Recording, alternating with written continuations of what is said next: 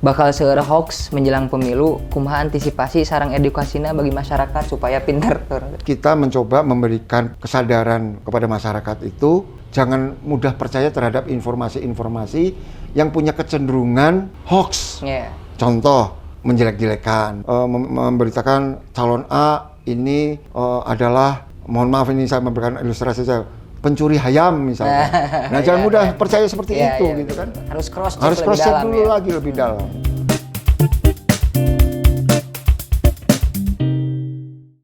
Selamat berjumpa bersama kami Sobat Garut Update. Kali ini kesempatan yang menarik. Kebetulan saya Elvan Syah Muharam telah bertemu dengan Pak Kadis Diskominfo, Pak Margianto ya Pak. Pak Margianto ini kadis yang sangat luar biasa di era disrupsi milenial ini Pak. Di mana garda terdepan kalau Diskominfo ya Pak, di era digital ini. Jadi Pak, sekedar memberikan informasi terkait latar belakang kami untuk membuat konten, yaitu Garut Memilih. Garut Memilih ini bagian dari konten kami Garut Update untuk mencoba mengindahkan proses pemilu agar memberi insight positif Pak terhadap kaum milenial yang dimana by data Pak, pemilih milenial atau pemilih pemula ini sangat banyak yang akan dihadapi itu di 2024 nanti Pak, di pemilu 2024 nanti, yang harapannya memberikan insight positif terhadap mereka dari Garut Update. Baik, tidak akan lama-lama, kita sebagai obrolan awal yaitu kita akan membahas bagaimana tupoksi dan juga kewenangan Diskominfo ini Pak di era disrupsi ataupun beberapa waktu ke belakang. Silakan Pak. Ya, Assalamualaikum warahmatullahi wabarakatuh. Waalaikumsalam. Perlu saya sampaikan bahwa pada esensinya Diskominfo itu menjalankan tugas penyelenggaraan pemerintahan di bidang komunikasi dan informatika. Jadi ada 3 hal pokok begitu ya terkait dengan peran Diskominfo itu. Tapi kalau di kita ada 4 bidang. Pertama bidang aplikasi dan informatika, yang kedua bidang informasi dan komunikasi publik, ada bidang statistik, dan juga ada bidang persandian dan keamanan informasi. Berarti ada 4 bidang ya Pak? Ada 4 bidang, tapi kalau kita tugas pokoknya itu ada 3. Karena di persandian dan keamanan informasi itu, kalau di tugas pemerintahan itu menjadi satu dengan bidang aplikasi dan teknologi informatika. Jadi kita menjalankan 3 fungsi itu. Dan secara khusus terkait dengan tugas Diskominfo itu juga ada peran kehumasan yang di konteks sekarang ini dijalankan oleh bidang informasi dan komunikasi publik. Peran kehumasan itu Pak? Peran kehumasan itu. Jadi kita menjadi instrumen yang menjalankan fungsi untuk memberikan informasi kepada seluruh pemangku kepentingan, masyarakat, ataupun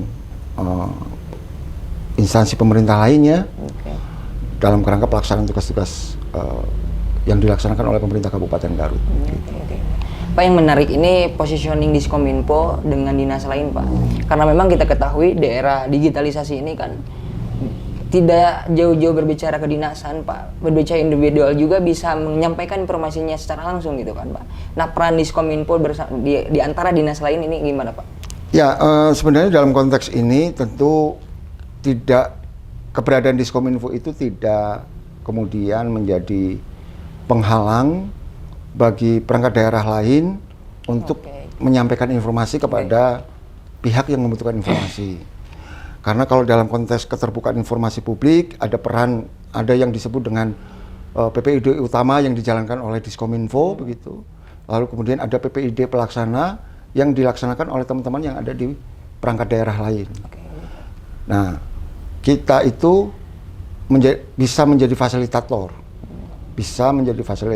kepada perangkat daerah lain untuk menyampaikan informasi kepada pihak-pihak yang membutuhkan informasi. Dan justru kalau dalam pandangan saya, memang perangkat daerah itu di luar Diskominfo itu juga harus aktif untuk menyampaikan informasi. Apalagi di era digital sekarang. Betul. Ya Pak? Dan kalau sekarang ini kita sedang berupaya mengembangkan kesadaran kesadaran seluruh perangkat daerah untuk menyampaikan informasi secara terbuka kepada masyarakat. Jangan antipati lah begitu terhadap penyampaian informasi ini, sepanjang memang sesuai dengan ketentuan peraturan perundang-undangan. Berarti dalam tanda kutip informasi publik ya Pak? Betul, betul. Dan kita pun kan sudah ada regulasi yang mengatur bagaimana kita harus menyampaikan informasi, jenis informasi apa yang harus disampaikan, dan informasi apa saja yang dikecualikan. Oh, berarti di Diskominfo ini, khususnya di PMK Kabupaten Garut sebagai garda terdepan juga buat transparansi daerah. Betul, betul. Kan pada dasarnya kan kita merangkum seluruh informasi yang tersedia yang ada di perangkat-perangkat daerah yang lain. Tapi kita tidak menutup, misalkan, oh jangan, nggak boleh, misalkan. Enggak. Karena kan semua entitas yang ada di penyelenggaraan pemerintahan daerah ini, dalam hal ini adalah perangkat daerah, atau siapapun yang diberikan tugas untuk menyampaikan informasi, wajib untuk menyampaikan informasi kepada masyarakat. Sebelum kita berbicara jauh lagi Pak, apalagi masuk ke pembahasan terkait pemilu Pak, saya ingin coba introduce lebih private ke ranah pribadi Bapak. Siap. Dari mulai latar belakang nih, Bapak ini asli orang Garut atau bukan gitu kan Pak? Iya. Ya, kalau dari nama saya Margianto begitu ya. Kalau dari nama saja kan sudah kelihatan kalau saya bukan orang Sunda gitu kan ya. Kalau orang Sunda entah mungkin Margianta atau gimana enggak tahu juga. Berarti asli dari mana? Saya lahir dan dibesarkan di Kota Semarang, ibu kota Jawa Tengah. Kurang lebih 49 tahun yang lalu begitu. Tapi masih kayak 17 tahun Bapak. Alhamdulillah. 17 tahun yang lewatnya banyak gitu. Ya, sejak kecil saya memang tinggal di Kota Semarang. Saya terakhir kuliah di Fakultas Hukum Universitas Diponegoro. Lalu kemudian tahun 2005 saya baru memulai karier di Kabupaten Garut. Kebetulan istri saya juga asli orang Garut. Anak-anak saya juga lahir dan dibesarkan di Garut. Wilujeng Sumbing Bapak di Garut. Masih kebun telat. Saya memiliki 3 anak, 2 orang laki-laki yang saat ini sekarang juga sudah menempuh pendidikan strata 1. Kebetulan kita satu alma mater di Universitas Diponegoro, dua-duanya di Universitas Diponegoro. Satu anak saya saat ini masih kelas 2 SMA di SMA 1 Garut. Istri saya ibu rumah tangga, tapi alhamdulillah beliau sekarang ini mendampingi saya sebagai ketua Dharma Wanita di Diskominfo Kabupaten Garut. Nah Pak, track record atau latar belakang atau jenjang karir sebelum sekarang menduduki sebagai kadis nih Pak. Sebelumnya bukan ASN berarti ya, PNS ya Pak bahasanya itu. Sebenarnya kalau sesuai dengan undang-undang itu ASN itu terbagi menjadi 2, pegawai negeri sipil dan P3K. Nah, ASN itu unsurnya 2, pegawai negeri sipil dan P3K. Jadi sama tetap berbeda, tapi kita dalam satu penyebutan, satu penyebutan aparatur sipil negara. Saya pertama kali bertugas sebagai CPNS tahun 2005, 1 Januari 2005, itu di Kecamatan Bonde. Lalu di tahun 2007, saya beralih tugas ke bagian hukum sebagai staf, begitu. Lalu kemudian dari situ, perjalanan karir saya selanjutnya mulai dari kepala subbagian di bagian hukum, lalu tahun 2012, saya berpindah ke Dinas Pendapatan, Pengelolaan Keuangan dan Aset tahun 2012 ya. Dan saya cukup lama di dinas itu sampai berubah nama menjadi Badan Pengelolaan Keuangan, Badan Pengelolaan Keuangan Daerah, Badan Pengelolaan Keuangan dan Aset Daerah, BPKAD. Itu kurang lebih saya berkarir di sana 7 tahun, mulai dari kepala seksi sampai menjadi kepala bidang. Terakhir saya di BPKAD itu menjadi kepala bidang perbendaharaan. Dan kemudian saya tahun 2020 2019 itu saya pindah ke sekretariat daerah menjadi kepala bagian pengadaan barang jasa. Lalu tahun 2022 saya pindah tugas lagi menjadi kepala bagian hukum. Dan 1,5 tahun lah lebih kurang saya menjadi kepala bagian hukum, dan saat ini saya menjadi kepala dinas komunikasi. Kalau jenjang di ASN pindah-pindah gitu ya tugas ya Pak? Betul. Nah Pak, tadi kan disebutkan pendidikan terakhir itu di Universitas Diponegoro Pak, di Semarang.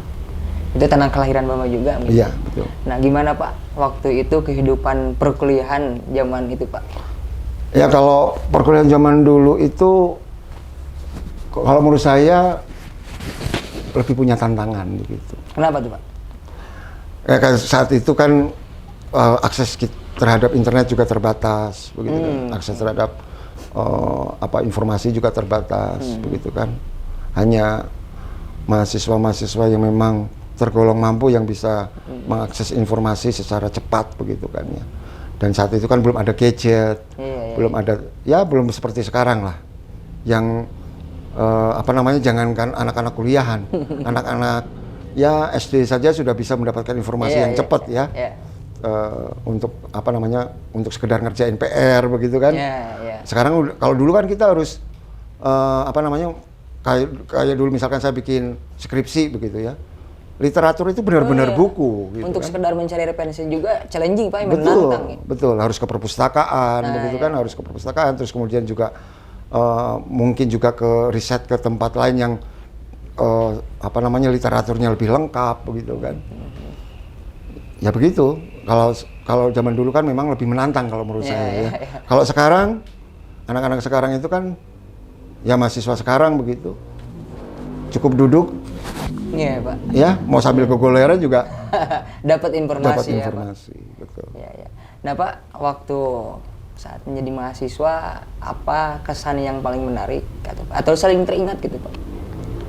Ya, kalau menurut saya banyak hal yang saya dapatkan begitu ketika saya masih menjadi mahasiswa, kebetulan karena saya juga aktif di kegiatan kemahasiswaan begitu ya.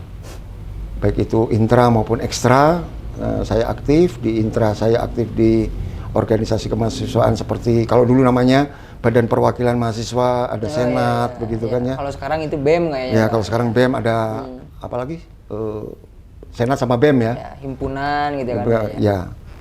Nah, saya juga aktif di ekstra, ada satu organisasi kemahasiswaan ekstra yang memang juga saya ikuti begitu ya. Pak. Dan alhamdulillah sampai sekarang itu kan menjadi bagian dari jejaring ya kalau istilah saya, dalam mendapatkan berbagai informasi yang mungkin juga sangat terkait dengan pelaksanaan pekerjaan ataupun tugas saya.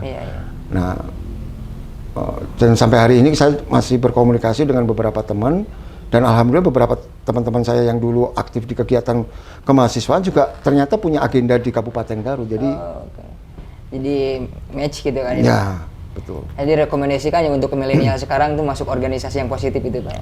Jelas itu sangat wajib lah kepada seluruh teman-teman mahasiswa, terutama mahasiswa S1 itu untuk aktif di dunia kampus begitu. Jadi dunia kampus itu kan dunia pendewasaan kita. Dunia di mana kita bisa melakukan upaya pendewasaan. Dinamikanya terasa. Dinamikanya terasa. Kalau dulu kita sekolah SD itu 6 tahun itu kan masih anak-anak. Benar nggak? Ya, benar. Belum, no problem. Ketika kita masih di usia-usia SD itu kan no problem lah. Ya. Easy going aja gitu. Easy going aja, main kelereng, main game atau apapun lah begitu. Tapi ketika kita masuk di dunia mahasiswa, waktunya hampir sama. Ketika kita dulu sekolah SD. Ya. Betul. Antara 4 sampai 6 tahun lah. 4 sampai 6 tahun, 6 tahun deo gitu, Pak. Iya, kurang lebih kan seperti itu ya. 4 sampai 6 tahun. Ya kalau cepat 3,5 tahun selesai lah. Tapi waktu yang hampir sama pada saat kita usia SD dengan kita kuliah itu berbeda. Karena kita mulai, mungkin mahasiswa itu mulai atau secara individual, personal, kita mulai menghadapi banyak benturan-benturan kehidupan. Ya kan? Kalau yang kos ya mulai ngerasain gimana susahnya punya uang gitu ya. Harus ngirit-ngirit gitu kan ya. Memanage uang itu bagaimana. Seperti itu kan Iya, betul. satu proses pendewasaan. Ya. Nah, ketika kemudian kita juga dari sisi aktivitas juga mendorong diri kita untuk lebih dewasa dengan mengikuti kegiatan-kegiatan yang produktif, begitu ya. Tentu itu juga bagian dari upaya kita untuk mendewasakan secara sikap, secara pemikiran, menambah wawasan kita, dan sekaligus ya yang kerasanya sekarang, itu ketika kalau kita dulunya aktif di mahasiswa, kita setidaknya punya jejaring. Karena kan kita tidak tahu teman kita nanti jadi apa. Betul, Pak. Ya. Siapa tahu teman kita nanti kelak jadi menteri, jadi presiden, kan begitu. Iya, betul, Pak. Nah, ini yang tentu menurut saya banyak manfaat gitu. Banyak manfaat ketika kita punya aktivitas di masa-masa perkuliahan. Modal berjuang buat sekarang ya, Pak. Betul, betul. Apapun itu nilai tambahnya cukup banyak ketika kita punya aktivitas yang positif, yang produktif di masa-masa kita mengikuti pendidikan perguruan tinggi. Oke, Pak. Di awal tadi kita berbicara peran dan fungsi Diskominfo secara umum ya, Pak. Kemudian lanjut ke masuk ranah private-nya Bapak nih. Sekarang saya mau nanya Pak terkait dengan peran dan fungsi juga. Cuman lebih khusus dari Diskominfo itu di era digital atau di media sosial ini, Pak. Karena kita ketahui kan semua orang bisa menjadi jurnalis, Pak, gitu kan. Semua orang bisa memberitakan kabar tanpa sekarang ada bendungan dan lain-lain gitu kan, Pak.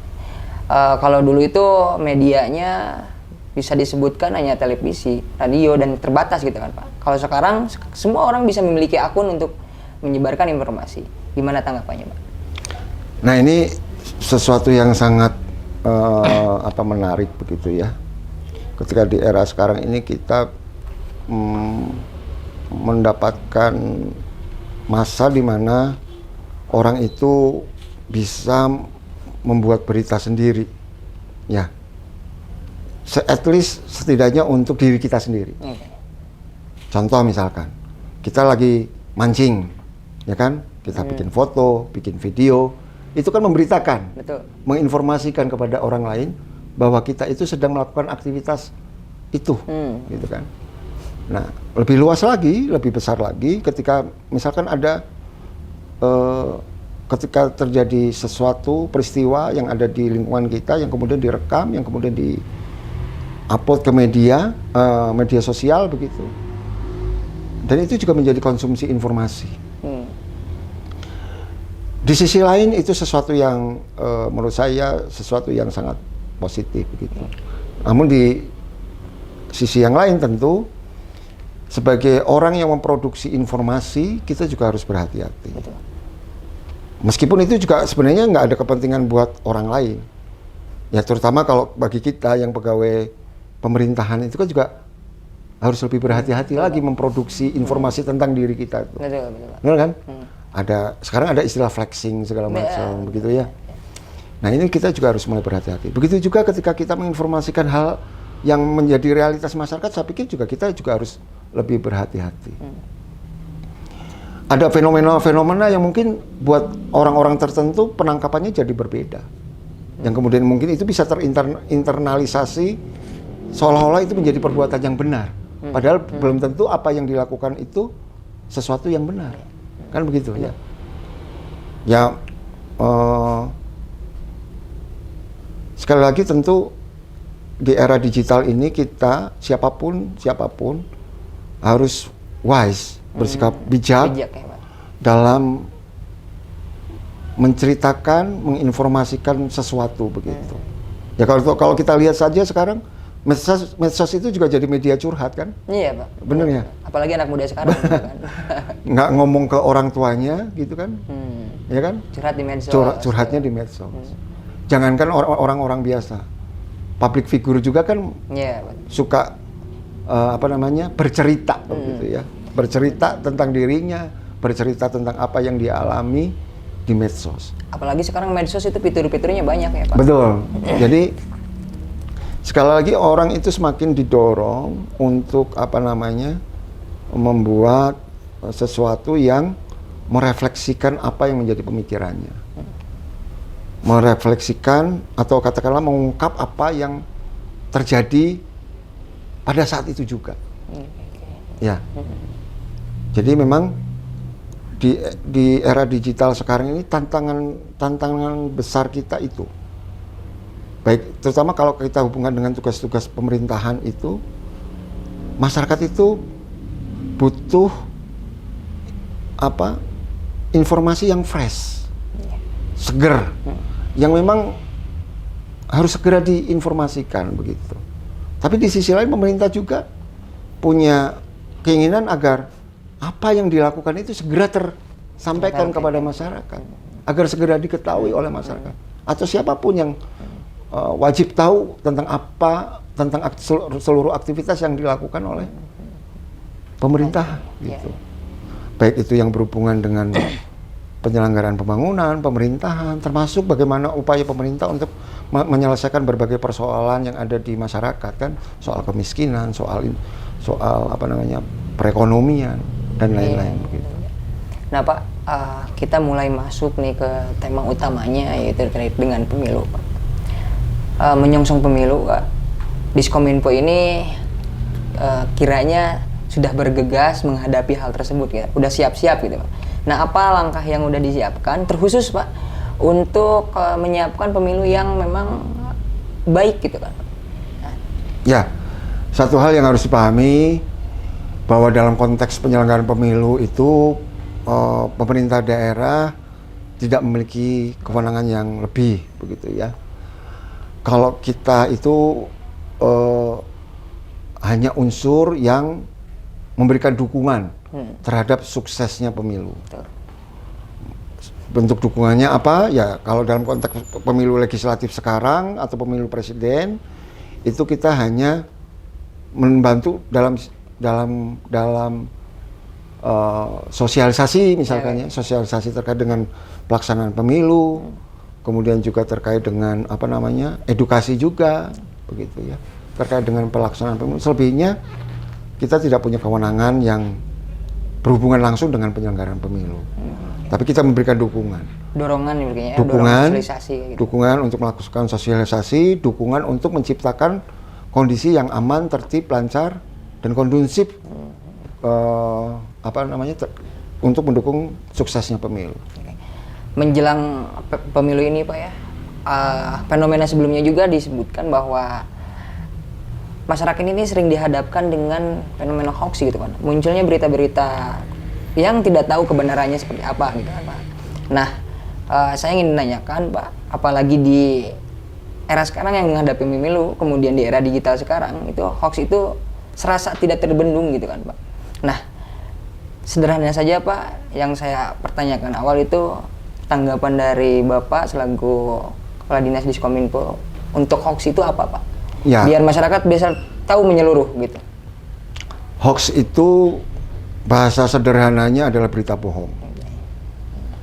Berita yang dibuat agar menciptakan kondisi, membangun pemikiran, konsep, mindset begitu, bahwa kondisi itu benar-benar terjadi. Ya. Nah, ini tentu kita harus berhati-hati terhadap, intinya kita juga harus bisa memfilter, menganalisa apakah berita itu benar atau tidak. Ya. Tingkat kehati-hatian kita harus lebih baik lah, terutama untuk kalangan-kalangan yang memang memiliki pendidikan yang lebih baik begitu. Harus dicek and recheck benar atau tidak. Karena di pemilu, sebenarnya tidak hanya pemilu ya, di penyelenggaraan pemerintahan yang biasa saja itu bisa saja tersebar hoax ya, bisa saja tersebar hoax. Dan mungkin apalagi dalam konsentrasi pemilu, pasti produksi hoax itu ada kemungkinan mengalami peningkatan ya. Nah, Diskominfo dalam hal ini tentu harus membantu penyelenggara pemilu untuk melakukan penyebarluasan informasi atau diseminasi informasi yang mengupayakan mengurangi atau mereduksi terjadinya hoax. mereduksi terjadinya hoax ya? Ya, mereduksi terjadinya hoax. Tapi sesuai dengan kapasitas kita. Ya, ada nggak Pak tips sederhana untuk mencegah atau bukan mencegah, menganalisis bahwa itu hoax atau bukan gitu? Kita punya unit namanya Cyberhoax, Garut Cyberhoax. Nah, Garut Cyberhoax itu bekerja sama dengan institusi pemerintah lainnya, menghimpun informasi-informasi yang terindikasi hoax. Nah, ketika itu sudah terbukti, kita pun membantu untuk menyebarluaskan kepada masyarakat bahwa ada jenis-jenis berita atau jenis-jenis informasi yang hoax. Itu kita yang coba lakukan ya. Kita bekerja sama dengan Badan Cyber dan Sandi Negara, kemudian juga dengan kepolisian atau aparat intelijen begitu ya, untuk menghimpun informasi-informasi yang terindikasi hoax begitu. Artinya untuk penanganan hoax ini sudah terintegrasi dan terkoneksi mungkin ya, Pak, dengan lembaga lainnya terkait mungkin Pak. Nah, seperti apa yang Bapak sebutkan tadi bahwa hoax ini tidak hanya di sekarang-sekarang ya Pak, sebelumnya juga baik di pemerintahan atau di masyarakat sering ada hoax itu kan Pak. Nah, ada otoritas dari Diskominfo untuk men-take down hoax tersebut atau gimana Pak? Enggak. Kita nggak punya otoritas untuk melakukan take down terhadap satu informasi yang dinilai hoax. Kita hanya memberikan klarifikasi. Memberikan klarifikasi terkait dengan berita hoax itu. Kan seperti awal-awal saya jadi Kadiskominfo juga langsung muncul berita hoax kan, bahwa saya minta uang begitu kan ke bendahara yang ada di kantor begitu kan, muncul foto profil saya, ada nomornya seolah-olah itu saya, langsung itu kan muncul hoax gitu. Nah, sampai hari ini juga masih sering seperti itu, ada pejabat-pejabat yang ada di lingkungan pemerintah Kabupaten Garut, bahkan termasuk Pak Bupati sendiri, Pak Wakil Bupati, itu masih sering kali mendapatkan menjadi korban hoax begitu ya, menjadi korban hoax dari orang-orang yang tidak bertanggung jawab.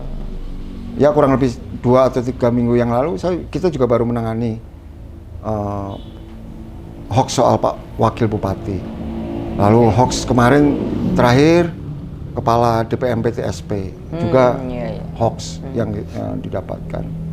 Nah, ini yang kita hanya mencoba untuk melakukan klarifikasi, menyebarluaskan informasi lagi bahwa itu hoax. Berarti pengujian benar dan tidaknya Diskominfo hanya sebatas meluruskan dengan klarifikasi ya kan? Betul. Dengan klarifikasi. Betul. Terlepas dari itu, take down dan lain-lain bukan kewenangan Diskominfo ya Pak berarti. Oke Pak, karena udah ada hoax dan juga hate speech juga mungkin ini termasuk ya Pak. Artinya masyarakat dituntut untuk istilahnya bijak dalam bermedia sosial, termasuk dengan pemerintah juga. Nah, tanggapan dari Kepala Dinas Diskominfo ini terkait dengan bijak bermedia sosial itu seperti apa, Pak?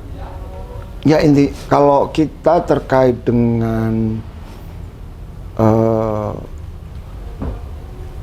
aktivitas media sosial ini, kita beberapa kali memberikan edukasi lah melalui media sosial kita juga, agar masyarakat menghindari sara, agar masyarakat menghindari materi-materi yang berhubungan dengan radikalisasi misalkan, atau yang berhubungan dengan ujaran kebencian, hate speech tadi ya. Kita berupaya lah melakukan edukasi. Ya, kita juga berharap masyarakat paham bahwa seluruh tindakan yang berhubungan dengan hal-hal seperti itu, baik itu hoax, hate speech, ya, sara, radikalisasi, itu berpotensi merugikan secara hukum. Ya, merugikan secara hukum bagi siapa? Ya, bagi pelakunya. Kan begitu. Ada pertanggungjawaban. Karena kita di ranah-ranah media sosial itu kan juga ada undang-undang yang mengatur begitu ya. Itu juga harus dipahami oleh masyarakat. Ya, kita intinya ingin mengatakan bahwa bermedia sosial itu tidak sekedar memanfaatkan teknologinya, tapi juga ada etika yang harus Betul. dipegang, ada etika yang harus dijalankan, ada norma yang harus dipatuhi. Begitu. Jadi memang tetap ada batasan. Ada batasan. Karena kan kalau jangankan di media sosial, ya kan? Ya sama saja sebenarnya kan media sosial itu kan representasi kehidupan sehari-hari. Kita mengungkapkan sesuatu kepada orang lain. Hanya kemudian kalau di media sosial itu kan bisa dilihat oleh orang yang banyak lebih gitu banyak kan. Kalau saya ngobrol begini kan, kalau saya bilang sesuatu yang bikin sakit hati, langsung kan? Langsung, iya Pak. Langsung, reaksinya langsung kan. Tapi kalau di media sosial kan berbeda. Bermacam-macam sudut pandang. Macam-macam sudut pandang dan kemudian bisa saja reaksinya di kemudian hari. Iya. Dan itu pasti merugikan. Dan dampaknya tidak hanya terhadap satu orang. Kalau saya ngomong begini langsung cuma satu orang. Tapi kalau kita ngomongin sesuatu yang katakanlah sara begitu, kan efeknya kepada banyak orang yang mungkin melihat media sosial itu kan begitu. Ada pergerakan peribahasa Pak. Kalau dulu itu mulutmu harimaumu, sekarang jempolmu harimaumu gitu kan ya Pak. Betul. Jadi memang sekarang ini memang antara pikiran dan jempol harus sinkron lah ya Pak. Antara pikiran dan jempol harus sinkron dan ngerti apa yang mau diketik ini berbahaya atau tidak, merugikan atau tidak, baik itu untuk diri kita sendiri maupun untuk orang lain. Sekarang Pak, karena tadi dibahas, boleh berpendapat di media sosial artinya ya Pak, dan juga boleh mengeluarkan informasi apapun di media sosial dengan batasan yaitu memiliki etikanya ya Pak. Norma dan etika. Nah kalau misalkan ada masyarakat mengkritik pemerintah itu Pak diperbolehkan juga dengan batasan tertentu mungkin ya Pak. Tanggapannya seperti apa? Saya pikir begini. Kalau kita berbicara soal kritik kepada pemerintah, itu sesuatu yang dimungkinkan, diperbolehkan. Konstitusi negara kita menjamin setiap warga negara itu bebas untuk mengungkapkan pikiran, pendapat, pandangan, begitu kan. Itu diatur. Tapi ada juga kemudian kita juga harus paham ada norma yang mengatur tentang tata cara penyampaian kritik lah begitu. Tapi kalau dari sudut pandang saya begitu, saya lebih berharap ketika menyampaikan kritik kepada pemerintah itu pertama kritiknya harus faktual. Ya. Betul, Pak. Artinya tidak gosip gitu. Tidak ada yang dilebih-lebihkan juga. Tidak ada yang dilebih-lebihkan juga. Faktual sesuai dengan ada datanya, ada realitasnya begitu. Itu kan lebih mantap tuh. Ya. Betul. Sehingga kemudian dari kritik itu pemerintah bisa melakukan koreksi. Sok masyarakat berharap memberikan kritik itu harapannya apa? Perbaikan. Benar nggak? Kalau harapannya perbaikan, maka fakta harus ada. Apa yang harus kita perbaiki? Benar kan? Kalau kita jelas faktanya, ya pasti akan lebih cepat juga tertangani permasalahannya. Apa yang dikritikkan oleh masyarakat itu. Yang kedua ya tentu saya pikir kepada siapapun lah, tidak hanya kepada pemerintah, norma dan etika itu juga penting. Ya. Dalam segmen apapun ya Pak? Ya, dalam kondisi kepada siapapun lah, tidak hanya kepada pemerintah lah. Karena kita tidak ingin pemerintah itu tidak ingin diposisikan sebagai sesuatu yang perlu dihormati berlebihan. Ya sama seperti yang lain. Saya pikir apalagi di dalamnya adalah di pemerintahan itu kan dalamnya juga manusia-manusia yang punya perasaan, punya pikiran, begitu yang dan harus dipahami juga meskipun kita pemerintahan juga punya hak hukum kan begitu. Bukan berarti pemerintah karena orang pemerintah berarti kebal hukum enggak juga kan? Tetap aja ada konsekuensi hukum. Tapi di sisi lain kita yang ada di pemerintah juga punya hak hukum untuk membela diri kan begitu. Nah, ini yang harus dipahami. Nah, oleh karenanya tentu kepada siapapun kita menyampaikan pemikiran, menyampaikan pandangan, tentu harus sesuai. Kalau saya sekali lagi fakta, bukan isu, bukan gosip, apalagi fitnah, kan begitu. Kembali lagi kepada tujuan kenapa kita akan memberikan kritik kepada pemerintah kan perbaikan. Ya, buat kita juga koreksi. Ya, dan apapun yang kita kerjakan kan belum tentu sempurna. Oleh karenanya kritik itu kita perlukan, masukan itu kita perlukan untuk perbaikan. Begitu. Nah itu yang disebut kritik membangun itu ya Pak, kritik Ya, konstruktif. kritik yang konstruktif. Oke. Jadi sekali lagi kita harus sama-sama membangun pola hubungan yang harmonis, ya kan? Baik itu antar masyarakat dengan pemerintah, begitu kan? Antar pemerintah dengan masyarakat. Kita ingin membangun hubungan yang lebih harmonis. Karena ya saya pikir setiap orang punya hak untuk menyampaikan pendapat dan seorang yang dikritik pun punya hak untuk menyampaikan jawaban. Ya. Oke Pak, kita sudah ngobrol panjang. Sekarang berada di segmen akhir. Sebelum pertanyaan akhir, sebetulnya setiap melakukan konten di Garut Memilih ini, Garut Update selalu jejak pendapat. Misalkan H-1 siapa nih yang akan diwawancarai atau di podcast itu Pak? Misalkan Kadis Diskominfo. Jejak pendapat kepada netizen atau masyarakat online yang ada yang merupakan following dari Garut Update. Ada beberapa pertanyaan yang mungkin ingin disampaikan dan sudah disaring Pak. Oke, boleh. Saya sebutkan langsung ya Pak. Iya. Yang pertama itu ada pertanyaan yaitu Pak, antisipasi dari Diskominfo terkait modus penipuan yang terjadi via WhatsApp kumaha Pak? Ya. Pertama kita ingin sebenarnya terus mengedukasi Pak. Ya. Kalau teman-teman bisa lihat di media sosial kita ya, ada beberapa konten yang sering kita munculkan itu untuk memberikan pemahaman, edukasi kepada masyarakat. Sekali lagi jangan segera percaya terhadap informasi yang disampaikan. Apalagi kalau tujuannya ada potensi penipuan. Kita harus lebih peka terlebih dahulu ya. Ya. Kalau ada yang misalkan contohnya misalkan ada foto pejabat misalkannya, foto pejabat memperkenalkan diri lalu ujung-ujungnya menawarkan proyek misalkan dan ujung-ujungnya juga minta disetorkan dulu sekian uang. Itu mah sudah pasti dipastikan hoax itu mah. Nggak usah dipikir panjang lagi gitu. Itu pasti sudah dipastikan hoax.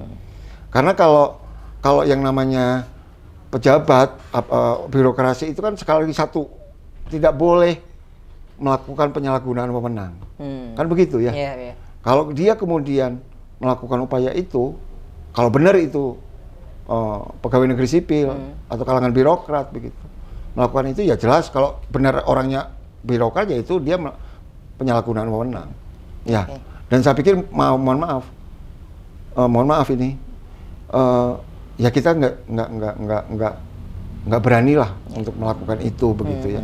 Ya kan jelas itu mah kan bisa dilaporkan langsung ke aparat penegak hukum kan begitu ya.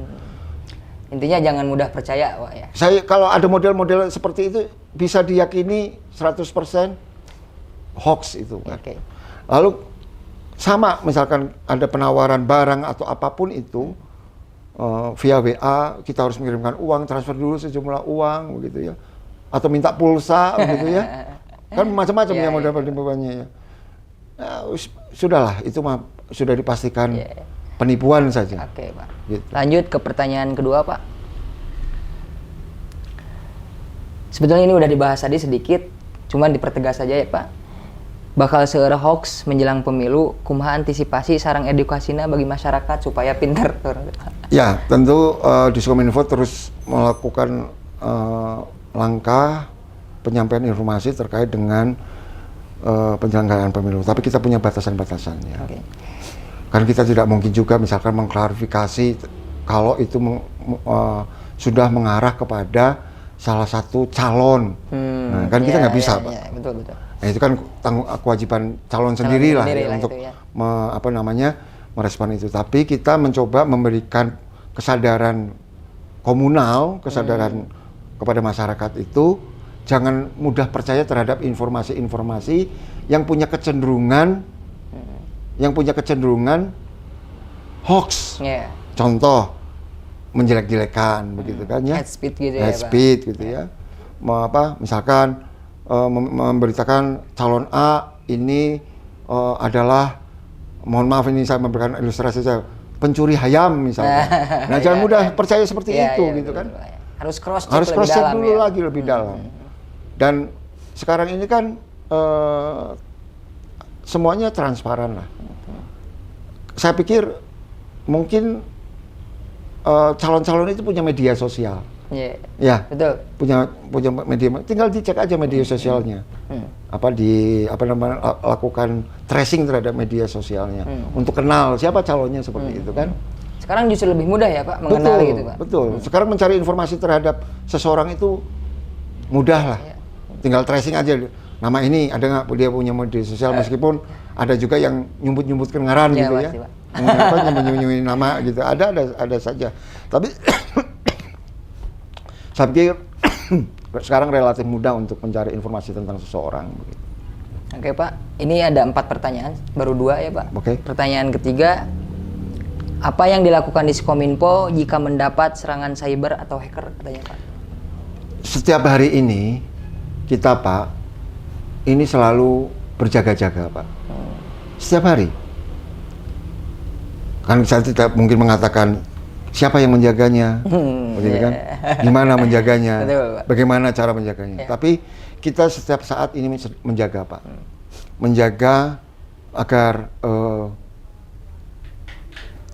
website kita ini aman dari serangan cyber. Oke. Cuman memang kita harus akui bahwa kita masih punya keterbatasan Pak. Sehingga kemudian kita mengupayakan kerjasama dengan Badan Cyber dan Sandi Negara untuk turut membantu pengamanan gangguan cyber yang ada di lingkungan pemerintah Kabupaten Garut. Artinya Pak, antisipasi itu dilakukan setiap saat betul ya Pak? 24 jam Pak, 24 jam. Baik. Jadi teman-teman saya itu sebenarnya ada beberapa yang tidak tidur nyenyak gitu. Karena dia harus ngecek terus perkembangan ini ya, perkembangan terkait dengan website kita ini. Apakah ada serangan cyber atau enggak? Dan ini semuanya terrecord Pak. Nah, terrecord ya Semua Pak? terrecord. Kalau ada serangan-serangan itu semuanya terrecord. Oke Pak, pertanyaan terakhir di sesi Q&A ini yaitu apa langkah Diskominfo untuk menangani berita-berita hoax di masa politik ini? Sebetulnya hampir-hampir sama Pak, cuman ini spesifik ke masa politik katanya Pak. Ya tentu dalam batas-batas tertentu kita berupaya membantu penyelenggara pemilu untuk mereduksi terjadinya hoax. Ya. Tapi tadi yang saya sampaikan kan, kalau sudah menyangkut misalkan parpol tertentu, calon tertentu, kan kita nggak bisa turun itu. Tapi kita mencoba mengedukasi, sekali lagi mengedukasi kepada masyarakat, memberikan pemahaman tentang penyelenggaraan pemilu, memberikan pemahaman bagaimana kita memilih calon anggota legislatif begitu, ataupun calon presiden, tanpa harus terlibat di sisi yang sifatnya sensitif begitu. Karena kan biro kita itu kan harus netral. Ya, kita harus netral, kita harus menjaga netralitas, kita tidak boleh berpihak kepada salah satu partai atau salah satu calon gitu ya. Kita tidak boleh. Dan ini memang tingkat kehati-hatian kita tinggi ini. Kita selalu mendiskusikan dulu konten-konten apa yang memang pas untuk disampaikan informasinya kepada masyarakat. Oke, Pak. Terakhir juga Pak, pertanyaan dari saya selaku host kali ini di Garut Memilih. Tips and trik mungkin ya Pak untuk masyarakat dari Diskominfo khususnya kaula muda dalam menghadapi masa pemilu ini Pak. Seperti apa? Pertama, jadilah pemilih yang cerdas. Oke. Ya. Jangan percaya hoax, cari informasi yang benar. Kalau kita sudah punya atensi terhadap calon-calon tertentu ya lakukan riset kan? Iya, betul. Lakukan riset apakah calon ini layak untuk dipilih atau tidak. Karena kan sekarang ini kita bisa melakukan pendalaman tadi kan mencari informasi tentang orang itu kan relatif mudah. Kalau kita sudah melakukan riset dan semakin yakin, ya silakan pilih. Pemilih cerdas seperti itu. Kalau dulu kan ada istilah seperti memilih kucing dalam karung. Sekarang kan nggak bisa. Iya betul Pak. Di era hari ini tidak. Semuanya terbuka ya. Semuanya terbuka. Yang kedua, gunakan hak politik, hak memilih itu dengan baik. Manfaatkan. Sayang kalau tidak digunakan. Karena ini waktunya kita menentukan masa depan bangsa. Masa depan kita sebagai warga bangsa Indonesia.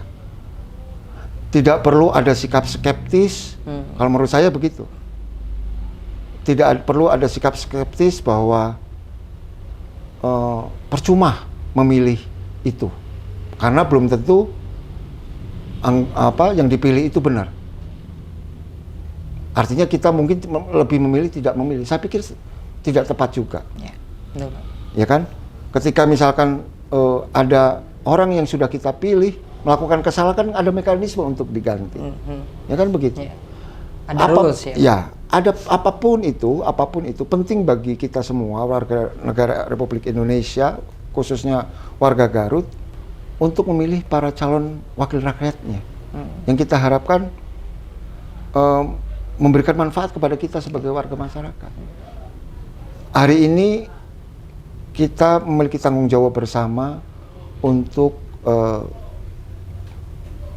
meningkatkan kapasitas pembangunan di Kabupaten Garut, meningkatkan taraf kehidupan masyarakat Kabupaten Garut, yang tentunya sesuai dengan konstitusi, karena kita diminta untuk mengisi parlemen begitu ya, sebagai wakil rakyat, ya kalau menurut saya manfaatkan dengan sebaik mungkin.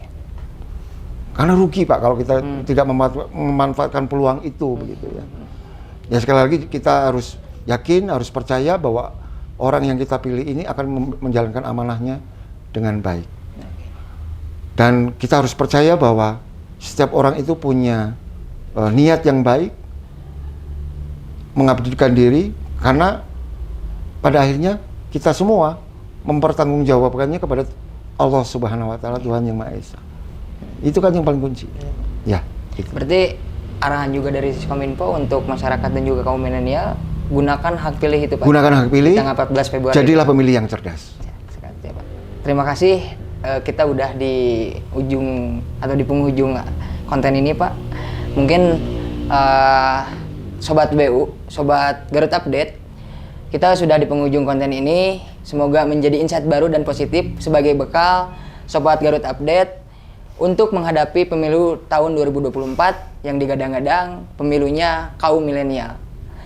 Kita bertemu lagi dengan saya Alpansyah Muharam dan juga narasumber lainnya yang tidak kalah luar biasa dari Bapak Kadid di Kominfo ini. Terima kasih. Wassalamualaikum warahmatullahi wabarakatuh. Assalamualaikum warahmatullahi wabarakatuh.